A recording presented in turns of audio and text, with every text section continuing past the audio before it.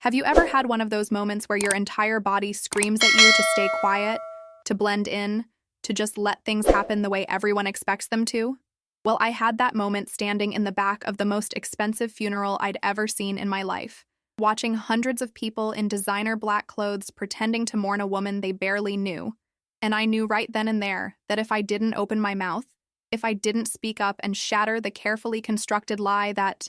was unfolding before my eyes, I would regret it for the rest of my existence. My name is Sarah Mitchell, and I'm about to tell you the most insane, heart-stopping, absolutely unbelievable story of how I interrupted a billionaire's funeral, became the most despised person in that room, full of millionaires and socialites, and somehow ended up saving a life that would change both of our futures forever. I need you to understand something right from the start. This wasn't some impulsive decision. This wasn't me being dramatic or seeking attention. This was me following an instinct so powerful, so undeniable, that my hands were literally shaking as I stood there, watching them prepare to lower that ridiculously expensive casket into the ground. My heart was pounding so hard I could hear it in my ears, drowning out the priest's monotone voice as he read from his script, and I remember thinking how surreal it was that nobody else seemed to notice what I had noticed, that nobody else seemed to question what I was questioning. The funeral was being held at one of those exclusive cemeteries where plots cost more than most people make in a decade,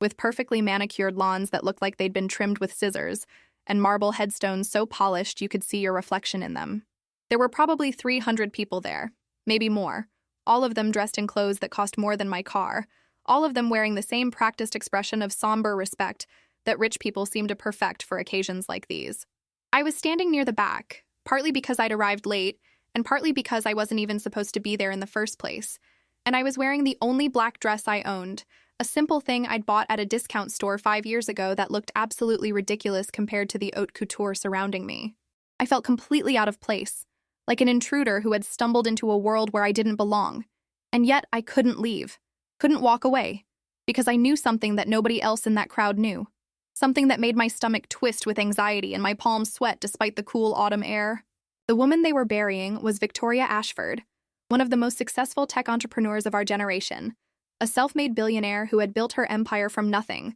who had been featured on the covers of Forbes and Time magazine, who had given TED Talks about innovation and perseverance, and who was supposedly lying dead in that casket at the age of 47 from a sudden heart attack. Sudden being the key word there, because Victoria Ashford was the healthiest person I'd ever known, someone who ran marathons for fun, who had a personal trainer and a nutritionist and probably 5 different doctors monitoring her health at all times. And the idea that her heart had just decided to stop working out of nowhere didn't sit right with me from the moment I'd heard the news. I'd spent the last 48 hours doing something that probably makes me sound completely insane. I'd been investigating her death like some kind of amateur detective, calling hospitals, talking to anyone who would listen, trying to piece together what had actually happened. And what I'd discovered had led me to this funeral with evidence burning a hole in my jacket pocket, and a decision to make that terrified me more than anything I'd ever done in my life. The priest was saying something about how Victoria had touched so many lives, how her legacy would live on through her charitable work and her innovations,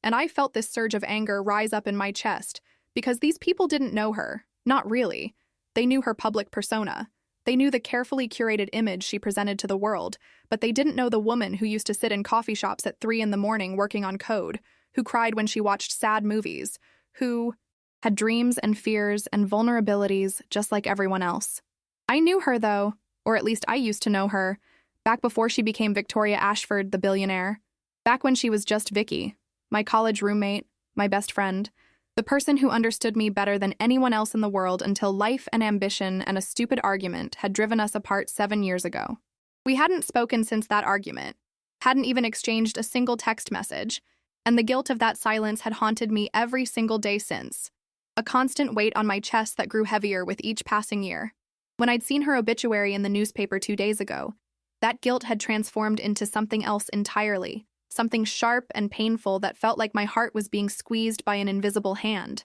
And I'd sat there at my kitchen table reading and rereading those few paragraphs about her death, about how she'd collapsed at a business meeting, about how doctors had been unable to revive her, and something about the whole thing felt wrong, felt off, felt like a story that didn't quite add up. I'd started making phone calls, driven by some instinct I couldn't explain, and what I'd uncovered had made my blood run cold. I'd discovered that Victoria hadn't died at any hospital. that there was no record of her being admitted to any emergency room, that the death certificate had been signed by a private physician I'd never heard of, and that her body had been transferred directly to a funeral home without any autopsy, without any investigation, without any of the normal procedures that usually follow a sudden death. I'd talked to a nurse friend who'd done some digging for me, who'd told me things that made me question everything, who'd suggested possibilities that seemed too horrible to be real, and I'd realized that I had to do something, had to speak up, had to at least try to stop this funeral before it was too late. So there I was,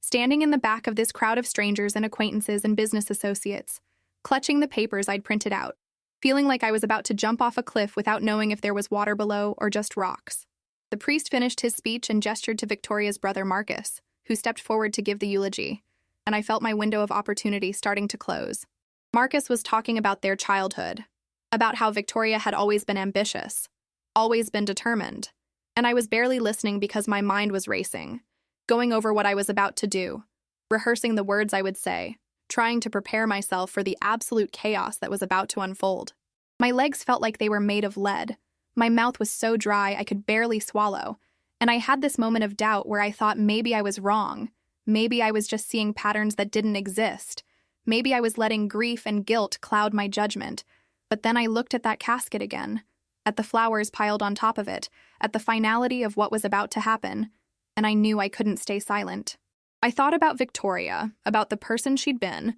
about all the times she'd encouraged me to speak up when I was scared, to stand up for what I believed in even when it was uncomfortable, and I realized that the worst thing I could do was honor her memory by letting this happen without a fight. I started moving forward through the crowd, pushing past people who shot me annoyed looks, and I could feel every eye starting to turn toward me as I made my way closer to the front, as people began to whisper and wonder who this disheveled woman was who was disrupting the ceremony. Marcus was still speaking, his voice starting to crack with emotion that might have been genuine or might have been practiced. I honestly couldn't tell anymore, and I was getting closer,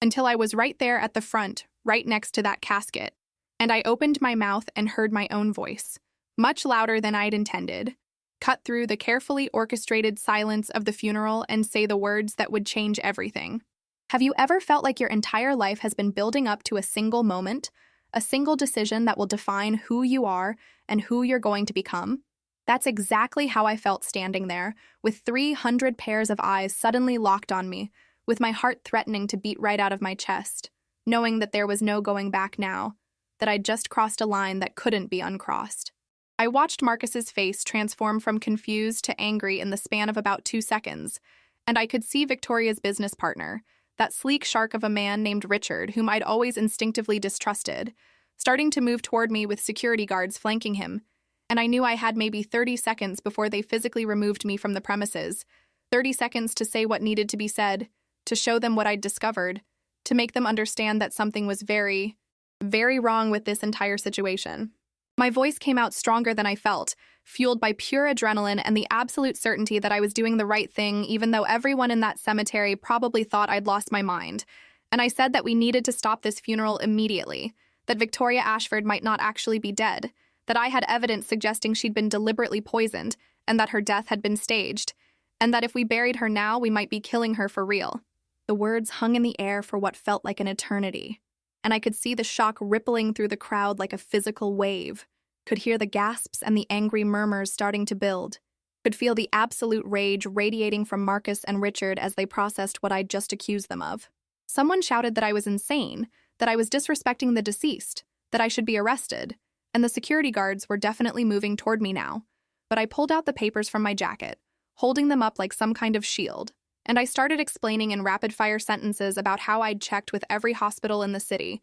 about how there was no record of Victoria's admission or death, about how the physician who'd signed her death certificate had his medical license, suspended 3 years ago for falsifying records, about how a toxicology expert I'd consulted had told me that certain poisons could create the appearance of death, slowing the heart rate and breathing to nearly imperceptible levels, and about how Victorian coffins used to have bells attached to them for exactly this reason, because the fear of being buried alive was real and valid and based on actual historical cases. I was talking so fast I was almost tripping over my words, and I could see some people's expressions starting to shift from anger to uncertainty, could see doubt beginning to creep into their faces as they processed what I was saying, and I pressed my advantage. explaining that I'd known Victoria for years, that she'd been perfectly healthy, that a sudden heart attack made no sense, and that the rushed nature of this funeral, less than 48 hours after her supposed death, was highly unusual and suspicious. Marcus was yelling now, calling me a delusional stalker, demanding that security remove me immediately. And Richard was on his phone probably calling the actual police, but there were other voices too. People asking questions, someone saying that I actually had a point about the timeline being strange, and I saw my opening. I turned to the funeral director, a pale, nervous man who looked like he wanted to disappear into the ground himself, and I asked him directly if he'd personally verified that Victoria was dead, if he'd checked for a pulse, if he'd done any of the standard procedures, and the way his eyes shifted away from mine told me everything I needed to know. He stammered something about respecting the family's wishes, about the death certificate being sufficient, and I knew right then that I was right, that something was deeply wrong, that there had been a rush to get Victoria into the ground before anyone could ask too many questions. The crowd was getting louder now, splitting into factions, some people demanding that I be removed and others insisting that maybe we should at least check, just to be sure, just to eliminate any doubt. And I could see Marcus and Richard having a heated whispered conversation,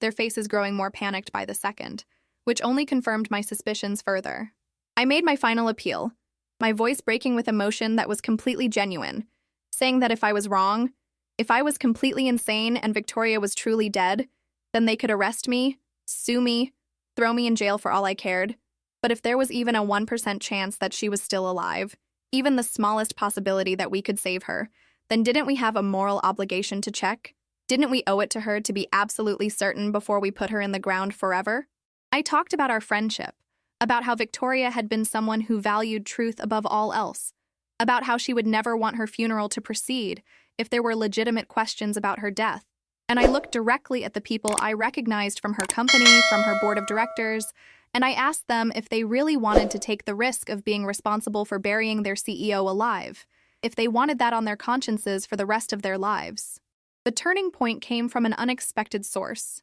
Victoria's elderly aunt, a woman I vaguely remembered meeting once at a graduation party years ago, stepped forward with tears streaming down her face and said in a wavering voice that she wanted the casket opened, that she needed to see her niece one more time, that something about this whole situation had felt rushed and wrong to her too, but she'd been too grief-stricken to articulate it. Other family members started nodding, and I could see the power dynamic shifting, could see Marcus and Richard losing control of the narrative they'd constructed, and when someone else shouted that they should call a real doctor, that they should verify everything before proceeding, the funeral director looked absolutely terrified and finally agreed that perhaps, in the interest of due diligence, they should have a medical professional examine the body before continuing. The next 20 minutes were absolute chaos, with people arguing and crying and making phone calls, with Marcus and Richard trying desperately to maintain control while also trying not to look suspicious, and with me standing there shaking so hard I could barely stay upright, terrified that I'd just made the biggest mistake of my life, that I was about to be proven wrong in the most public and humiliating way possible, or terrified that I was about to be proven right, which would mean that someone had tried to murder my best friend and had nearly succeeded. An emergency medical team arrived, summoned by someone in the crowd who'd had the presence of mind to call 911, and I watched as they approached the casket with professional efficiency. As they opened it despite Marcus's protests, and as they began their examination, and I held my breath, barely able to process what was happening, barely able to believe that this moment was real, that I'd actually interrupted a billionaire's funeral and accused people of attempted murder and somehow hadn't been dragged away in handcuffs yet. The paramedic who was checking Victoria's vital signs suddenly went very still, and then he looked up at his partner with an expression of shock and said words that made the entire crowd go silent. Words that I will remember for the rest of my life because they validated everything I'd done, every crazy impulsive decision that had led me to this moment. He said that he was detecting a faint pulse, that she was alive, that it was weak and thready but definitely there, and that they needed to get her to a hospital immediately because she was in critical condition and every second counted. The reaction was instantaneous and explosive, with people screaming and crying and surging forward, with Marcus collapsing to his knees in what looked like genuine shock, though I noticed Richard had gone completely pale and was edging toward the parking lot, and with the paramedics working frantically to stabilize Victoria while shouting instructions and calling for their ambulance to pull up closer. I felt like I couldn't breathe, like the world was spinning around me. And I had this overwhelming rush of relief and terror and vindication all mixed together. Because I'd been right. She was alive, but she was also barely alive. And if I'd stayed quiet, if I'd let my fear win, she would have been buried in less than 5 minutes and would have died for real in that casket underground. Someone grabbed my arm, and I turned to see Victoria's aunt pulling me into a fierce hug, sobbing, "Thank you," over and over. And then there were reporters, because apparently news crews had been covering the funeral of a famous billionaire, and they were shoving microphones in my face, asking how I'd known, asking what had made me suspicious. And I couldn't form coherent sentences because I was watching the paramedics lift Victoria onto a stretcher, watching them load her into the ambulance, watching them speed away with sirens blaring toward the hospital where hopefully they could figure out what had been done to her and reverse it. The police arrived shortly after, and suddenly I was being questioned along with Marcus and Richard and the funeral director and everyone else who'd been involved in the planning of Victoria's funeral. And I showed them everything I'd discovered, every inconsistency, every red flag, every piece of evidence that had led me to my conclusion. And I could see the detectives' expressions growing more serious as they realized that this wasn't just a case of someone being overly dramatic or paranoid. This was an actual attempted murder investigation, and they needed to move fast to figure out who had done this and why. I rode to the hospital in a police car, giving my statement the entire way, my mind racing with questions about what poison had been used, about how someone had managed to fool doctors into thinking Victoria was dead, about who would want her gone badly enough to orchestrate something this elaborate and cruel, and about whether she would actually survive now that we'd found her in time. Let me take you back 2 days before that funeral, to the moment that started this entire insane journey,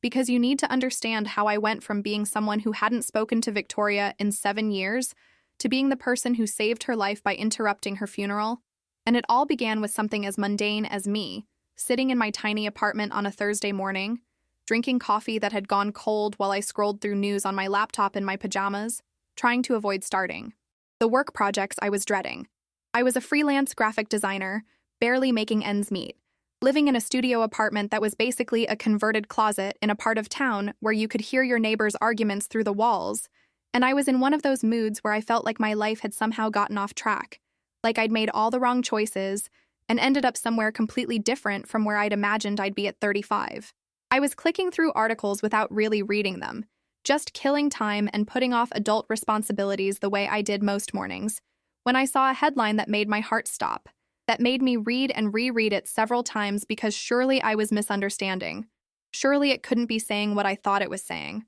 Tech billionaire Victoria Ashford dead at 47, the headline proclaimed, and underneath was a photo of Victoria, the same professional headshot she used for all her media appearances. And I felt like someone had punched me in the stomach, like all the air had been sucked out of the room, like time had suddenly stopped, and I was frozen in this moment of absolute disbelief. I read the article 3 times, then 4, then 5, trying to make sense of the words, trying to process the information that Victoria, my Victoria, the person who had been my best friend and confidant through college and our early 20s, was gone, was dead, was never going to laugh or cry or create anything ever again, and I felt this overwhelming wave of grief mixed with guilt and regret that threatened to drown me. The article said she'd collapsed during a board meeting at her company headquarters, that paramedics had been called but were unable to revive her, that the cause of death was believed to be a sudden cardiac event, and that funeral services would be held on Saturday at Oak Hill Cemetery, which was apparently one of those exclusive places where rich people got buried.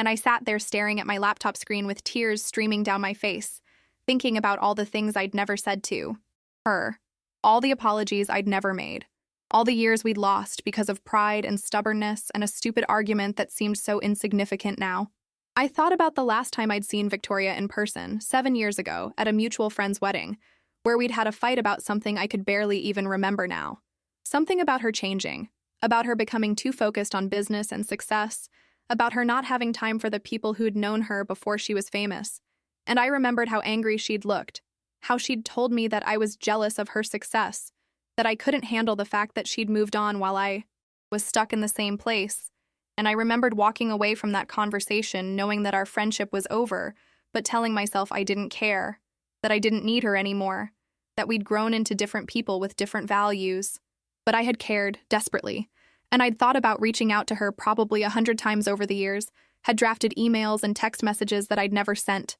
had seen her in magazines and on television, and felt this mix of pride and sadness, proud that she'd achieved everything she'd dreamed of, but sad that I wasn't part of her life anymore, that I'd let something precious slip away because I'd been too stubborn and too proud to admit I was wrong. And now she was dead, and I would never get the chance to tell her how sorry I was, how much I missed her, how I'd never stopped thinking about her and wondering if maybe we could have found our way back to friendship if one of us had just been brave enough to make the first move. I spent the rest of that day in a daze, unable to focus on anything, just cycling through memories of Victoria, remembering the late nights we'd spent in our dorm room, talking about our dreams and fears, remembering how she'd held my hand when my mother died, remembering her terrible singing voice and her infectious laugh, and the way she'd always known exactly what to say to make me feel better. And I felt like I was mourning not just her death, but also the death of the friendship we'd had, the version of both of us that had existed before ambition and success and distance had changed everything. I decided around midnight that I had to go to the funeral, that even though I probably wasn't welcome, even though I might be the last person her family wanted to see there, I needed to be there to say goodbye, to pay my respects, to try to find some kind of closure for this relationship that had meant so much to me and that I'd let fall apart through my own actions and insecurities. I spent Friday in a fog, going through the motions of work, but not really present, my mind constantly drifting back to Victoria, to memories I hadn't let myself think about in years because they hurt too much, and I found myself pulling up old photos on my computer, pictures from college that I'd kept all this time, images of us laughing and making stupid faces at the camera, so young and carefree and convinced we'd be friends forever. But something else was bothering me too, something beyond the grief and the guilt, a nagging feeling that I couldn't quite articulate, a sense that something about Victoria's death didn't add up, didn't fit with what I knew about her. Victoria had been obsessive about her health ever since her father had died of a heart attack when she was in college. I remembered how terrified she'd been of ending up the same way, how she'd completely overhauled her lifestyle, becoming almost militant about exercise and nutrition and stress management, and the idea that her heart had just suddenly failed despite all those precautions seemed wrong somehow, seemed inconsistent with everything I knew about her personality and her habits. I tried to push the thought away, telling myself I was just looking for ways to avoid accepting her death, that I was in denial and grasping at straws, but the feeling persisted, growing stronger as Friday turned into Friday night, and I lay in bed unable to sleep, staring at the ceiling and thinking about heart attacks and sudden death, and all the true crime podcasts I'd listened to over the years that talked about how certain poisons could mimic natural causes. I told myself I was being ridiculous, that real life wasn't like those podcasts, that Victoria had been a billionaire with enemies in the business world, sure, but that didn't mean someone had actually murdered her.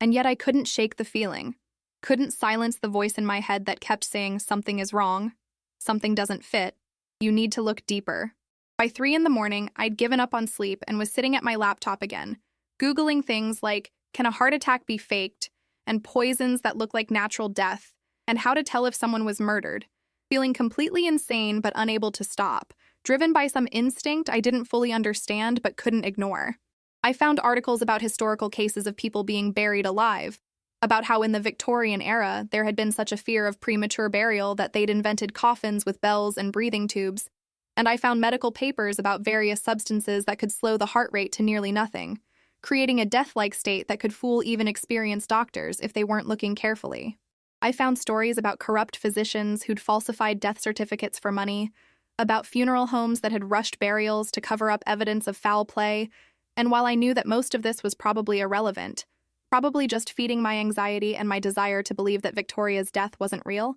I couldn't stop reading, couldn't stop digging deeper into this rabbit hole of information. As dawn broke on Saturday morning, the day of the funeral, I made a decision that would change everything. I decided to actually investigate, to make some phone calls, to verify at least some basic facts before I went to that funeral and said my final goodbye. Because if there was even the slightest chance that something suspicious had happened, I owed it to Victoria to find out. I owed it to our friendship to not just accept the official story without question. I started by calling hospitals, claiming to be Victoria's cousin trying to get information about her death, and that's when I hit my first red flag. None of the major hospitals in the city had any record of Victoria Ashford being admitted or treated. None of them had any documentation of her death. And when I asked where she'd been taken after collapsing at her office, I got vague non-answers or transfers to departments that didn't seem to exist. I called the medical examiner's office, and they told me that no autopsy had been performed because the death certificate listed natural causes, and the family had objected to any examination,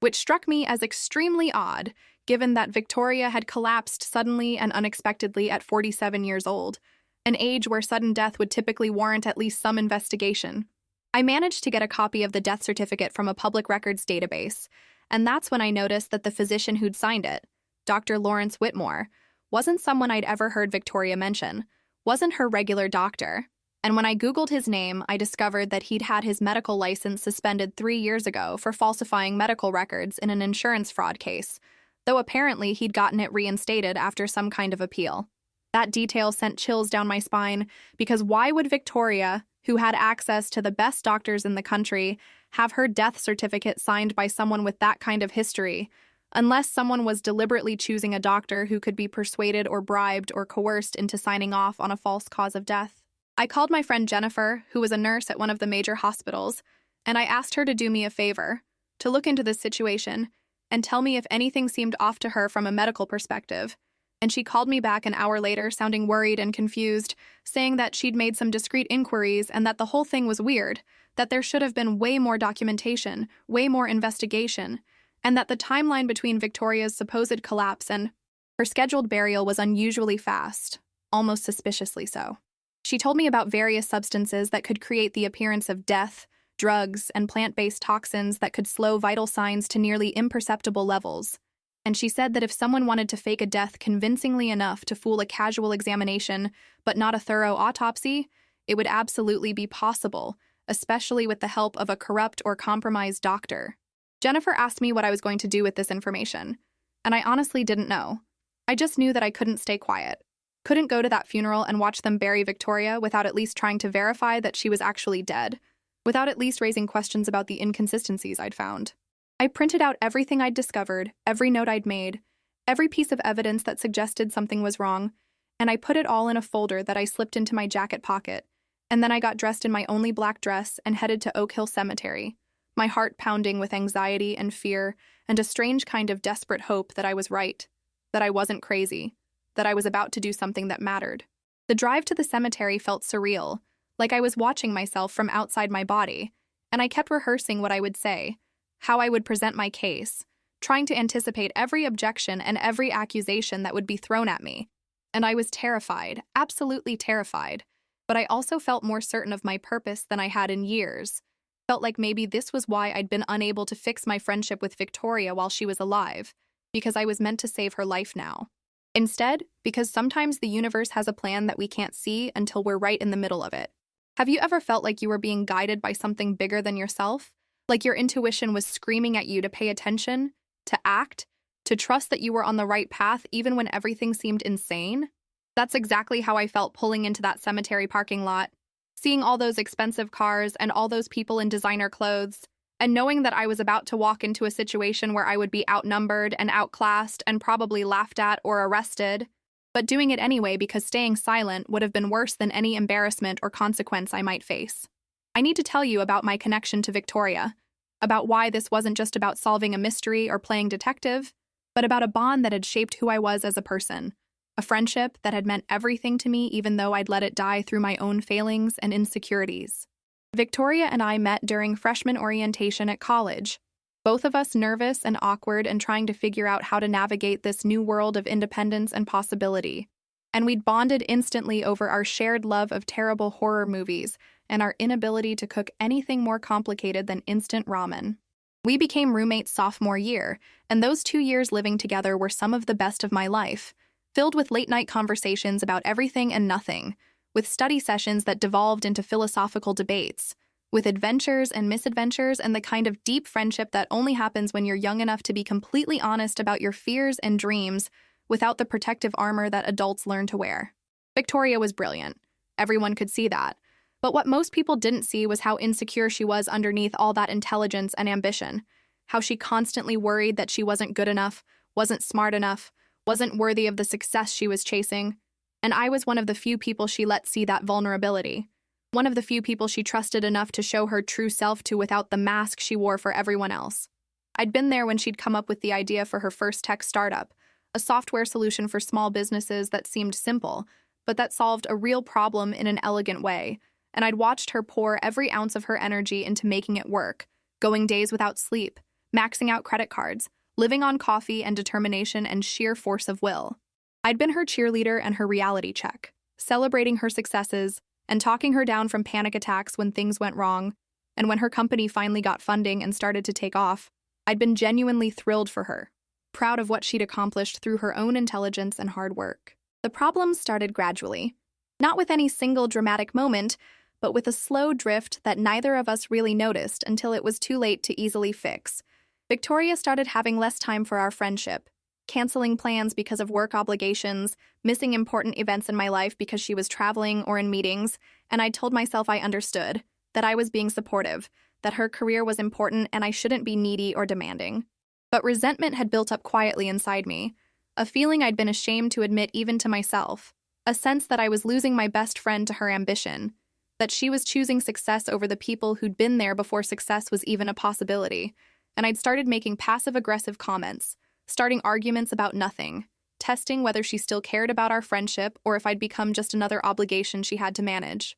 The fight at that wedding 7 years ago had been the culmination of all that unspoken tension, and I'd said things I regretted the moment they left my mouth, accused her of becoming shallow and obsessed with money and status, told her that she'd forgotten where she came from, and that she was turning into exactly the kind of person we used to make fun of, and she'd fired back that I was jealous, that I couldn't handle her success because it highlighted my own lack of achievement, that I was trying to hold her back because I was stuck in the same place I'd been since college, while she'd actually done something with her life. We'd both said cruel things, things designed to hurt because we were hurt, and we'd walked away from each other that night knowing that something fundamental had broken between us, knowing that we'd crossed a line that couldn't be uncrossed, and neither of us had been willing to take the first step toward reconciliation, both too proud and too wounded to admit we were wrong. I'd spent 7 years telling myself I was fine without her, that I'd moved on, that I didn't need that friendship anymore. But the truth was that I'd never stopped missing her, never stopped thinking about her,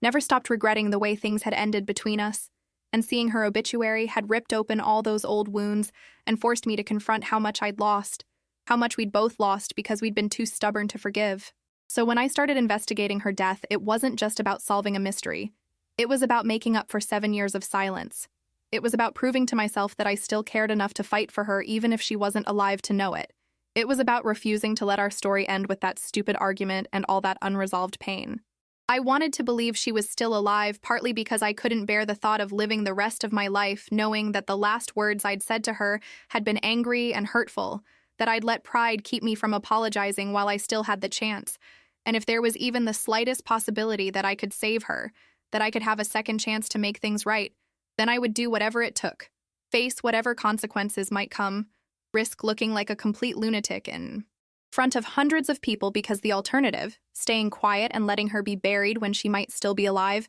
was unthinkable. Standing there at her funeral, watching them prepare to lower her casket, I'd thought about all the memories we shared, all the ways she'd shaped my life and my understanding of friendship and loyalty, and I'd known with absolute certainty that she would have done the same for me, that if our positions were reversed, she would have moved heaven and earth to save me, would have questioned everything and refused to accept easy answers, and I owed her that same fierce loyalty, even if she never knew about it, even if I was wrong and about to humiliate myself in spectacular fashion. The moment I'd opened my mouth at that funeral, the moment I'd interrupted the ceremony and made my accusations, I'd felt Victoria's presence somehow, felt like she was there with me, giving me strength, telling me to be brave the way she'd told me so many times before in our years of friendship, and whether that was real or just my imagination didn't matter, because it gave me the courage to follow through, to keep talking even as people yelled at me, to stand my ground until someone listened,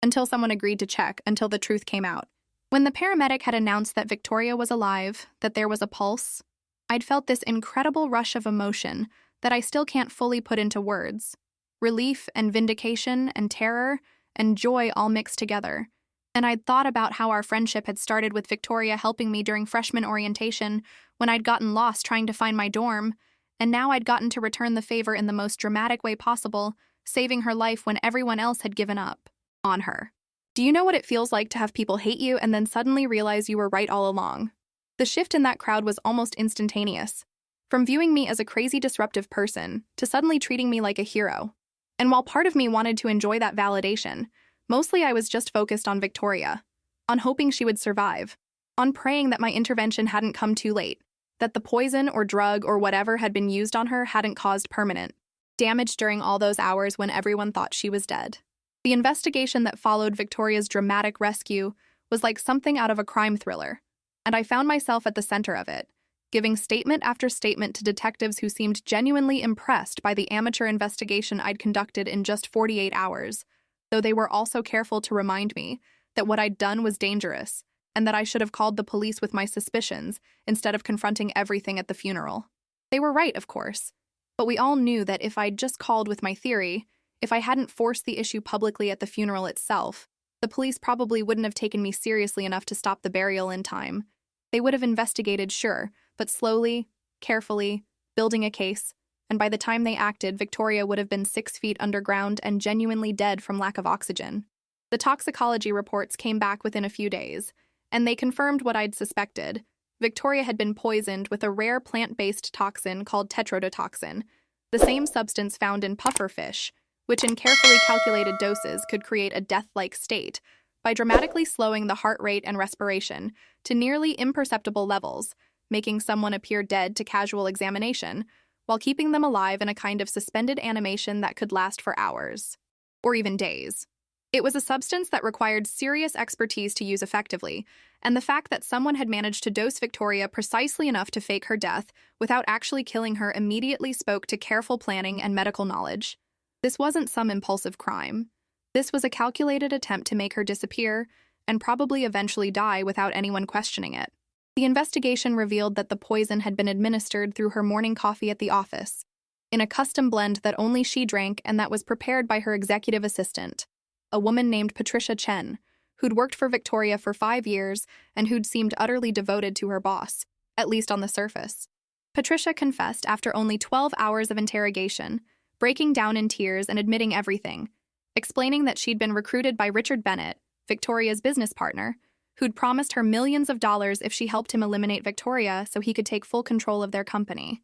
Richard had found a corrupt doctor, the same Dr. Auk Whitmore who'd signed the death certificate, who'd provided the toxin and the exact dosage needed, who'd been on hand to pronounce Victoria dead without actually conducting any real examination, and who'd arranged for the body to be transferred directly to a funeral home that Richard had connections with, ensuring that no hospital or medical examiner would ever see Victoria and potentially discover that she wasn't actually dead. The plan had been to bury Victoria quickly before the toxin wore off, and she would have died for real in that casket from lack of oxygen and dehydration within a day or two of burial. And since she'd already been declared dead and buried, nobody would have ever investigated further. Nobody would have ever known that she'd been murdered, and Richard would have gotten away with it completely. The only reason the plan failed was because I'd been too stubborn or too intuitive or too loyal to accept Victoria's death without question, because I'd followed up on that nagging feeling that something was wrong, because I'd done the research that nobody else had bothered to do, and because I'd been willing to risk public humiliation and potential arrest to speak up at that funeral.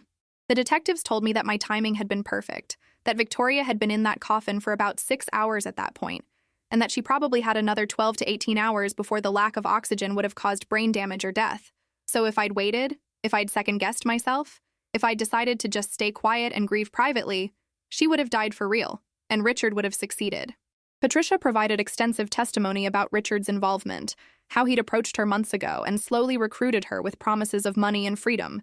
how he'd coached her on exactly when and how to administer the poison, how he'd assured her that Victoria wouldn't suffer, that she wouldn't feel anything, that it would be like falling asleep and never waking up. Richard was arrested at his home 2 days after the funeral, and the police found extensive evidence of financial fraud on his computers. Documents showing that he'd been embezzling from the company for years, and that Victoria had been starting to notice inconsistencies in their accounts, that she'd told him just days before her poisoning that she wanted to bring in an independent auditor to review their finances, and that's what had pushed him to act, the knowledge that his theft was about to be discovered and that he would lose everything unless Victoria was out of the picture. Dr. Whitmore was arrested the same day, and he immediately tried to cut a deal, offering to testify against Richard in exchange for a reduced sentence, admitting that he'd been paid $50,000 to provide the toxin and sign the false death certificate, that he'd known exactly what he was doing, and that he'd justified it to himself by thinking that Victoria was so rich she wouldn't be missed,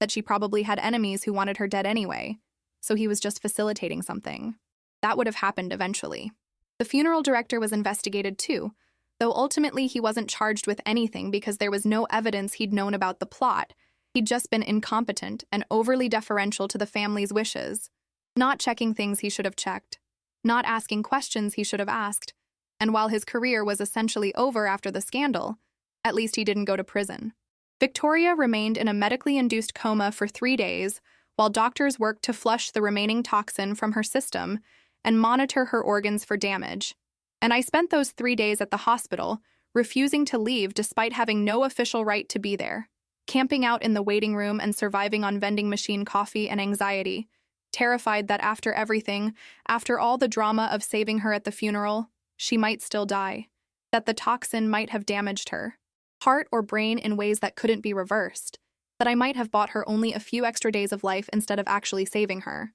Her family was there too, of course. Her brother Marcus, who'd been cleared of any involvement, and who kept apologizing to me over and over for trying to have me removed from the funeral, who couldn't stop talking about how if he'd succeeded in having security drag me away, his sister would be dead right now, and I could see that realization haunting him, changing him, making him question every decision he'd made. Victoria's aunt was there, the one who'd supported me at the funeral, and she kept bringing me food and blankets and telling me stories about Victoria as a child, about how she'd always been stubborn and determined and unwilling to accept things at face value. And she said that it made perfect sense that I would be the one to save her, because we were the same kind of person, both too curious and too persistent for our own good.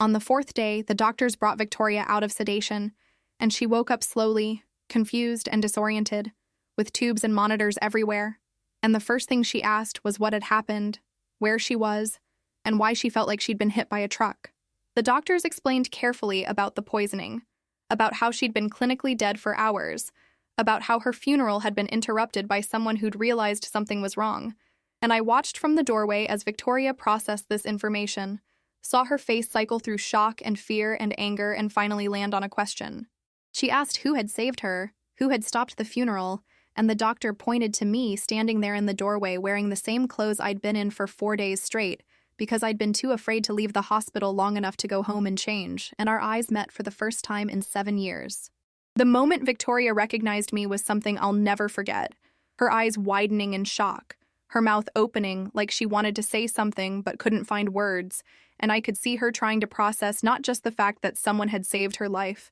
but that specifically I had saved her life. That after 7 years of silence and unresolved anger, I'd been the one who'd refused to let her die, who'd fought for her when nobody else would. I approached her bed slowly, not sure if I was welcome, not sure if she'd even want to see me after everything that had happened between us, and she just stared at me for what felt like forever. And then she did something I didn't expect. She started crying. Not delicate tears, but huge, racking sobs that made the monitor start beeping in alarm, and she reached out her hand toward me and said my name in a voice that was barely a whisper. I took her hand and sat down next to the bed, and she held on to me like I was the only solid thing in a world that had tilted on its axis, and between sobs she kept saying, "Thank you and I'm sorry," alternating between the two like she couldn't decide which was more important. And I was crying too, all the fear and stress and relief of the past few days pouring out of me in a way I couldn't control. We didn't talk much that first day. She was too weak and emotional and I was too exhausted. But we held hands and cried together, and somehow that communicated more than words could have anyway. Somehow that physical connection bridged the 7 years of distance and hurt feelings and stupid pride that had kept us apart. The doctors eventually kicked me out so Victoria could rest, but not before she made me promise I'd come back the next day, made me swear I wouldn't disappear again. And I promised, and I meant it, knowing that this was our second chance, that the universe had given us an opportunity to fix what we'd broken, and I wasn't going to waste it. Over the next few weeks, as Victoria slowly recovered her strength, we talked, really talked, in a way we maybe never had even when we were best friends, with an honesty and vulnerability that came from having faced death and realizing how precious and fragile life was, how stupid it was to waste time on pride and resentment when we could be choosing connection and forgiveness instead. She told me about the years since our fight, about how she'd thought about reaching out 1,000 times, but had convinced herself I wouldn't want to hear from her, about how she'd watched my social media from fake accounts because she couldn't bring herself to unfriend me but also couldn't bear to actually interact, about how she'd missed me every single day but hadn't known how to bridge the gap we'd created. I told her about my own regrets, about the emails I'd drafted and never sent, about how I'd been too proud and too hurt to make the first move, about how I'd let my own insecurity and jealousy poison something that had been beautiful and important, and about how I'd realized too late that her success didn't diminish me, that I should have been celebrating with her instead of resenting her. We apologized to each other properly, taking responsibility for our parts in the breakdown of our friendship, acknowledging the hurt we'd caused and the time we'd wasted, and it felt like lancing a wound that had been festering for years, painful but necessary and ultimately healing. Victoria told me that almost dying had given her clarity about what actually mattered in life, that she'd built an empire and made billions of dollars but had neglected the relationships and connections that made life meaningful, and she was determined to change that, to prioritize differently, to remember that success meant nothing if you were alone and isolated at the top. The media attention around Victoria's rescue was absolutely insane, with news outlets around the world covering the story of the billionaire who'd almost been buried alive and the former best friend who'd saved her by interrupting the funeral. And suddenly I was being called a hero, being interviewed on television, having my photo in newspapers and magazines, and while it was flattering in some ways, it was also overwhelming and uncomfortable because I didn't feel like a hero. I just felt like someone who'd followed her instincts and gotten lucky. Victoria handled the publicity brilliantly, though, using the platform to talk about forgiveness and second chances and the importance of trusting your intuition, and she made sure to credit not just me, but also everyone else who'd helped, the paramedics who'd saved her life once we discovered she was alive, the police who'd investigated and caught the people responsible, the medical team who'd treated her. She also announced major changes to her company, implementing new oversight procedures and financial controls to prevent the kind of embezzlement that Richard had been doing, creating a victims fund for Patricia's family who'd had no idea what she was involved in and who were devastated by her betrayal, and establishing a foundation dedicated to helping people who'd been victims of poisoning or who'd survived attempts on their lives. The trial of Richard and Patricia and Dr. Whitmore became a national sensation, with cameras in the courtroom and daily coverage of the proceedings, and I had to testify about my investigation, walking the jury through everything I'd discovered and how I'd pieced together that something was wrong, and it was terrifying and exhausting, but also empowering in a weird way, using my voice to make sure that justice was served, that the people who'd tried to kill Victoria faced consequences for their actions. All three were convicted. Richard got life without parole for attempted murder and financial fraud. Patricia got 25 years in a plea deal in exchange for her testimony, and Dr. Whitmore got 15 years for his role in the conspiracy. And while no amount of prison time could undo what they'd tried to do, at least there was accountability. At least Victoria could move forward, knowing that the people who'd hurt her couldn't hurt anyone else. During those months of investigation and trial and recovery, Victoria and I rebuilt our friendship, but it was different than before. Deeper somehow, more intentional, forged through trauma and redemption and the knowledge of how close we'd come to losing each other forever. We made a conscious decision to be honest with each other about everything, to not let small resentments build up, to prioritize our relationship even when life got busy or complicated. And it was work. Relationships always are. But it was work we were both committed to doing because we'd learned the hard way what happened when you took friendship for granted. Victoria asked me to come work for her company, offered me a ridiculous salary and title, but I turned her down, not because I didn't appreciate the offer, but because I realized I needed to build my own life and my own success rather than attaching myself to hers. And she respected that, understood it in a way that proved how much we'd both grown and changed. Instead, she became my first major client for my graphic design business, hiring me to redesign her company's branding and giving me creative freedom and a budget that allowed me to create something I was genuinely proud of. And she recommended me to other companies, used her connections to help me build a client base, supported my success without trying to control it or make it about her, and that generosity meant everything to me. Our relationship evolved into something that honored the past while embracing the present. We acknowledged who we'd been to each other in college, that foundation of deep friendship and trust, but we also recognized that we were different people now, with different lives and responsibilities and priorities, and we worked to build a friendship that fit our adult selves, rather than trying to recreate something that belonged to a different time. We had dinner together once a week, a standing date that we both protected fiercely, where we talked about everything from work to relationships to philosophy to what we'd watched on Netflix, and those dinners became sacred time. A reminder of why we'd been friends in the first place, of how we challenged each other and supported each other and made each other laugh. Victoria introduced me to her world gradually, bringing me to charity galas and business events, not as her charity case or her token normal friend, but as someone whose perspective and presence she genuinely valued. And I introduced her to my world too, taking her to dive bars and comedy shows and the kind of regular everyday experiences that she'd lost touch with in her rise to wealth and fame. We balanced each other out in ways we hadn't fully appreciated before. I reminded her to stay grounded and human and connected to regular people's realities, and she inspired me to think bigger, to take risks, to believe I was capable of more than I'd been settling for. And together we were better than we were separately, stronger and more complete and more authentically ourselves. The experience of almost losing Victoria, of saving her life and then rebuilding our friendship, changed me fundamentally as a person, teaching me lessons about courage and intuition and the importance of speaking up even when you're scared, even when everyone might think you're crazy, even when staying quiet would be so much easier and safer. I learned that sometimes your instincts know things your conscious mind hasn't caught up to yet, that the feeling that something is wrong deserves to be investigated rather than dismissed, and that trusting yourself enough to act on those feelings can literally save lives. I learned that pride is a prison we build for ourselves, that holding on to hurt and resentment because you're too stubborn to apologize or forgive might feel righteous in the moment, but ultimately just robs you of connection and joy, and that humility and vulnerability, while uncomfortable, are the bridges back to the relationships that matter most. I learned that friendship isn't just about the good times and easy moments, but about showing up for each other in crisis, about being willing to look ridiculous or be rejected or face consequences because your friend's well-being matters more than your comfort or reputation. And that real love, whether romantic or platonic, means being willing to fight for someone even when they don't know you're fighting, even when you might never get credit or recognition, because it's the right thing to do. Victoria learned things too.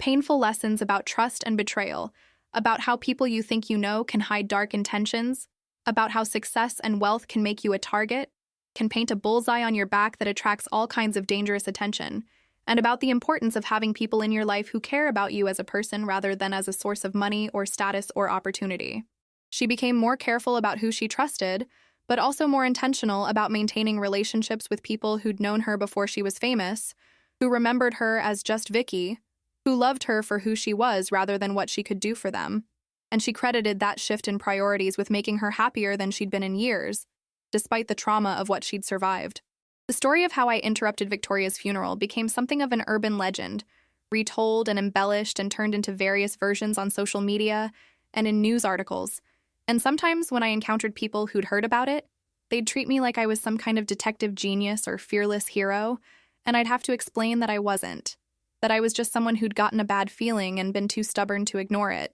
who'd gotten lucky in following up on that feeling and finding actual evidence rather than just conspiracy theories. But I also learned to accept the compliments and recognition with grace, to acknowledge that maybe I had done something brave and important, that it was okay to be proud of myself for trusting my instincts and taking action, even though imposter syndrome tried to tell me I'd just stumbled into it, that anyone would have done the same. The truth was that most people wouldn't have done the same. Most people would have seen the obituary and felt sad and maybe gone to the funeral to pay respects, but they wouldn't have questioned the official story, wouldn't have spent 2 days investigating, wouldn't have been willing to risk public humiliation by interrupting a ceremony and making wild accusations and acknowledging that reality didn't make me arrogant. It just made me honest about what had happened and why it mattered. Victoria and I often talked about the parallel universe where I hadn't interrupted the funeral, where I'd stayed quiet out of fear or doubt, where she'd been buried alive and died alone in that coffin. And those conversations were haunting but also clarifying,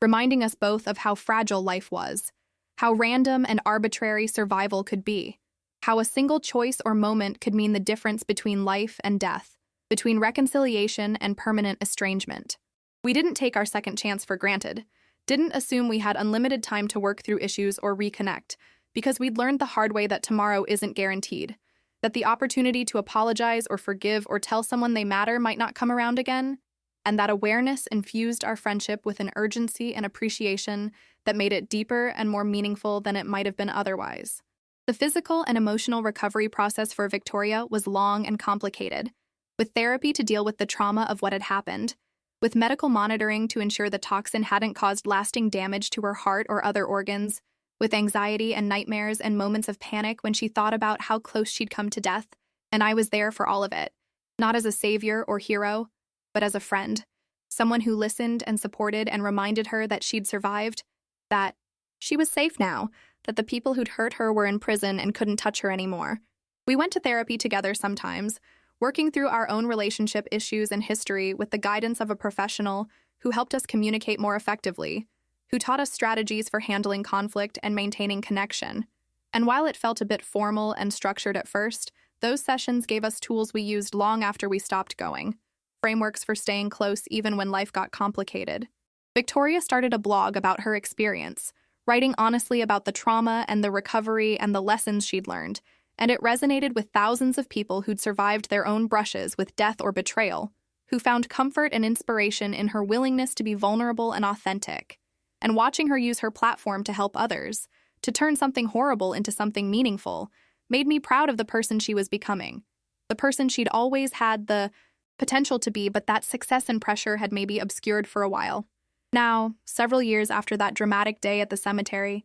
Victoria and I are closer than we've ever been, and our friendship has become a cornerstone of both our lives, something we both prioritize and protect, because we know how rare it is to have someone who really knows you, who's seen you at your worst and your best and chooses to stick around anyway, who will literally interrupt your funeral if necessary to save your life. We've been through things together that most friends never experience, trauma and drama and life or death situations, but we've also shared countless ordinary moments, movie nights and birthday celebrations, and lazy Sunday brunches, and it's the combination of extraordinary and ordinary that makes our bond so strong, knowing we can count on each other in crisis, but also just enjoying each other's company in daily life. Victoria credits me with saving not just her life, but also her soul, with reminding her who she really was beneath all the success and wealth and pressure, with giving her back the ability to trust and connect and be vulnerable. And while I think she gives me too much credit, I understand what she means, that the act of saving her physical life also helped save her emotional and spiritual life,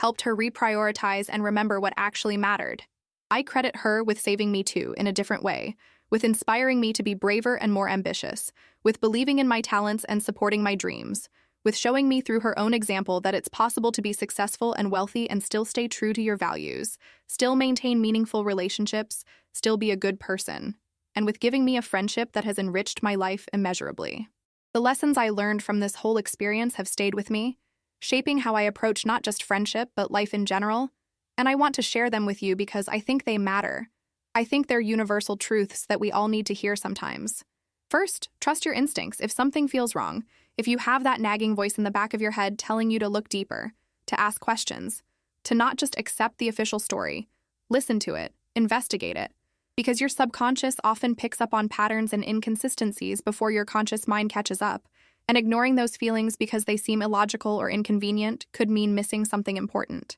Second, don't let pride keep you from reconnecting with people you love. Life is too short and too uncertain to waste years being stubborn, to let old arguments and hurt feelings prevent you from reaching out and apologizing and trying to rebuild, because you never know when it might be too late, when that opportunity might be gone forever, and the temporary discomfort of swallowing your pride is nothing compared to the permanent regret of losing someone important. Third, be willing to look foolish or face consequences when you're standing up for what's right, when you're trying to help someone or prevent harm, because the embarrassment or criticism or even legal trouble you might face is temporary. But the knowledge that you stayed silent when you should have spoken up, that you let something terrible happen because you were too afraid to act, that's something you'll carry forever. Fourth, friendship isn't just about being there for the good times, it's about showing up in crisis, about being the person who will interrupt a funeral if necessary, who will believe in someone when everyone else has given up, who will fight for the people they love even when it's hard or scary or thankless. Because that's what love actually means.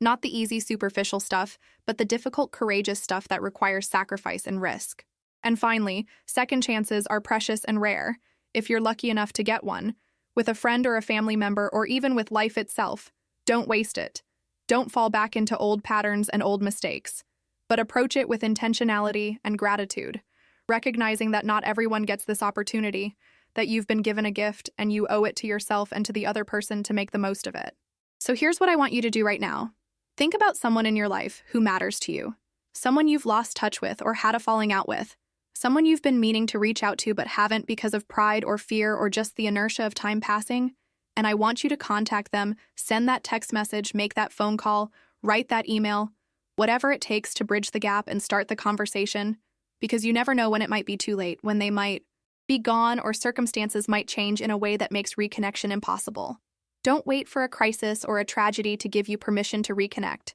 Don't let years pass like I did, assuming you'll have time later to fix things, because later might never come. And the regret of letting a meaningful relationship die through neglect or stubbornness is one of the heaviest weights you can carry through life. Have you ever had a moment where you realized you were being given a second chance? Where you understood that you'd been saved or spared or given an opportunity to make different choices? Comment below and tell me about it, because I want to hear your stories. I want to know how you've dealt with those moments. Whether you took the chance or let it pass. Whether you have regrets or feel like you made the right choice. Understanding these kinds of experiences, learning from each other's stories, is how we grow and evolve as people, how we avoid making the same mistakes over and over, how we become better friends and partners and family members and human beings. If this story touched you in any way, if it made you think about your own relationships or your own instincts or your own willingness to stand up for what's right even when it's difficult, please leave a like on this video because it helps me know that this content is resonating with people,